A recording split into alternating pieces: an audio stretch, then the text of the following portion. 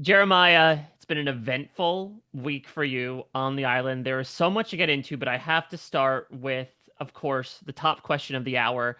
Why did you ask Nicole to spit in your face in that first challenge? Nicole and I laughed so much on the beach afterwards. And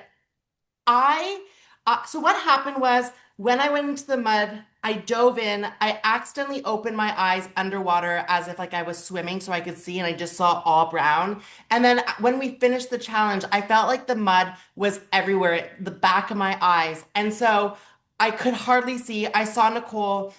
I love Nicole. So I said, Nicole, can you please spit in my eye?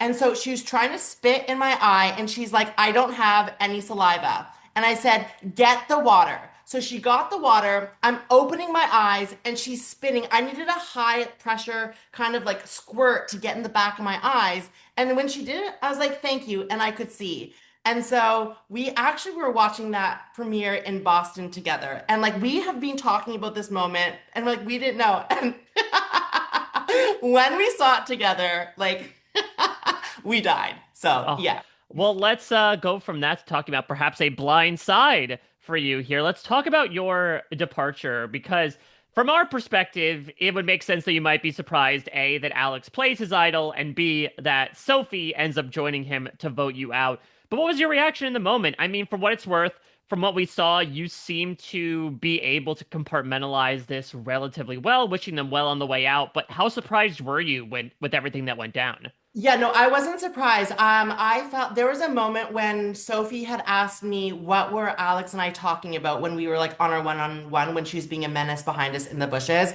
But when she asked me that question, I kind of took a step back and I'm like, she flipped on me. And then I really thought about, playing my shot in the dark. And the way that I was thinking was Sophie was going to vote for me, I was going to vote for Alex, and Alex was going to vote for Sophie. And so the only shock that I was shocked about was like Alex like playing his idol because he literally was dangling that idol in like my face and trying to use it as like a power, control thing for me to give him information, which anybody would do that. I just didn't think that he was going to play his idol. I mean, you obviously laid a lot of the groundwork to be able to try to get him to do that. I mean, how successful do you feel like you were? Do you think there was anything you could have done in retrospect or on Sophie's side to really make him feel that comfortable, or was he always going to play it no matter what? You know what? I think Alex is a player. We're all players. I think when there's nowhere to hide and you can't feel confident. Alex knew that Sophie and I were working together for a really long time. And so I just thought that he would save his idol, but it makes sense why he played his idol. He didn't need to. It also shows you too, like he didn't know if Sophie was telling him the truth or not, because if he felt confident, then he wouldn't have played his idol. I think it was just there were so many unknowns. Well, let's talk about a known, at least in your book, in the form of Sophie, someone that you said many times was your number one. Talk to me about this quick connection you made and what made you. I mean, I guess, did you have any sense that, she was also seeking out other people in the form of Jake while you were also so tightly bonded with her? Yeah, yeah, no, no, no, no, no. I From the minute that I saw Sophie, she was like a player, and I could tell that she was a player. She would play a way that I would never play Survivor, and so I wanted to work with somebody who was like that strong female. I love female Survivor players. And so we actually had a conversation about like Jake, and like it was sort of like I told her, and she probably already knew this, so I can't take credit for it. I'm like, spend as much time with Jake. You can get control of him. You can get him like wrapped around your finger. Like he would sacrifice his game for Sophie. That's how I felt. So when I saw them spending so much time together, I knew that it was game for Sophie. But I don't like, and so that I was fine by that. And then when we got onto the beach, I took a step back and I watched like everybody like talking to who. And so I saw Nicole talking to Jake, and like that was just something that I saw. And then Annie was like off doing her own thing. She was building her shelter. She did build that shelter by herself. We didn't build that. But Sophie was the only person that we kind of had, you know, a strategic conversation. And then Jake had come to me and like we had discussed like doing a four. And so I was locked in at that point. But Annie and Nicole never approached me or talked strategy with me. Yeah, And talk to Alex me. either. I mean, talk to me more about your relationship with Jake, because we see you two immediately find out that you're the two Canadians on the season. We see you have a conversation later on in the premiere where it's like, hey, who would have thought that we would have worked together? What was your one-on-one relationship with him? So it was funny because Sophie was my like number one, but I kept getting all of the information from Jake, and Jake would tell me X to do like X, Y, and Z. So I went to Sophie. I'm like, Sophie, why is Jake telling me everything? Like, if you are my like number one, but Jake is keeping me in the loop on everything. And so my relationship was with Jake was like I did trust him. The amazing thing was is when we were voting out like Nicole. I could see how he was like working and like his words and acting around her. And then when I saw him acting a certain way with Annie, I knew his pattern. And so I was able to read Jake very well because he did wear his heart on his sleeves. Well, let's talk about a heart-wrenching moment when, you are at camp, you find out this smattering of details about what happened to him by the shore, and it culminates in this really intense situation where he's taken away. I mean, give me your perspective on it, because you're trying to figure things out on the fly. You have Alex tell you after the fact, like, oh yeah, by the way, I checked that book. That snake's highly venomous. He could be dead right now. You know what? I think as you're a player or, personal, like a personal connection, a player, your enemy, when you're playing Survivor, as a contestant, you just want contestants to be safe and be able to like live their dream. You don't wish ill upon somebody. Well, at least I don't. And even though we were working together, even though he's a competitor, like getting bit by a snake is just like worst case scenario. And it's kind of like the luck of the draw. It's like getting hit by struck by lightning. So it's like you don't wish that upon somebody. I don't think it registered to me that he like wasn't coming back. Like I try to be like a really positive person. And so I just thought that he got bit by the snake and then he was going to come back because they asked us to grab like his backpack to go to the challenge. And so we were just kind of like waiting around and like Sophie and Alex, like we just didn't know. I think when Alex was like, it was kind of like a poisonous snake, and then Sophie's like, how is he going to be able to like walk on his foot? I'm like, those are valid points, but like, yeah, it's so unfortunate. If Jake had stuck around and let's say Kella does go back to tribal council, this was a really interesting situation. This was the core four. We saw a moment last episode where you had said, like, I was the last to find out about this Yeah. idol. I know where I'm sitting. What do you think was going to happen if the core four went to tribal council? Do you think it would have been an easy 3-1 against you? Oh, so and it's so hard to play that game because there's so many factors involved. And so I felt as though Sophie did not like the relationship that Alex and Jake had, and Jake and Sophie really did want like Jake as her number one.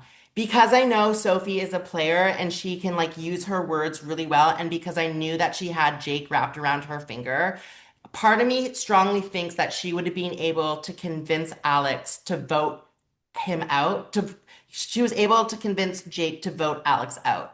And so that's sort of like where my mind was at. So you get the formal confirmation that Jake isn't coming back, and then you have to run this challenge. And on the one hand, you receive these very inspirational words from Jake of like, take it home.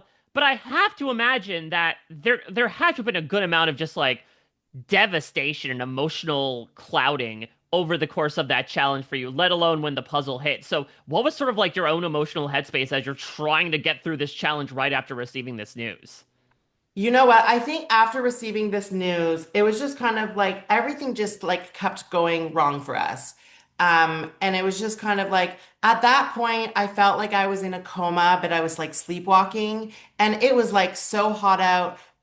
But we're all competitors, and it's just like you got to kind of like when you're playing the game, you got to like put all of these thoughts and just execute and perform and like I don't know, yeah, it's one of those things that you just have to do.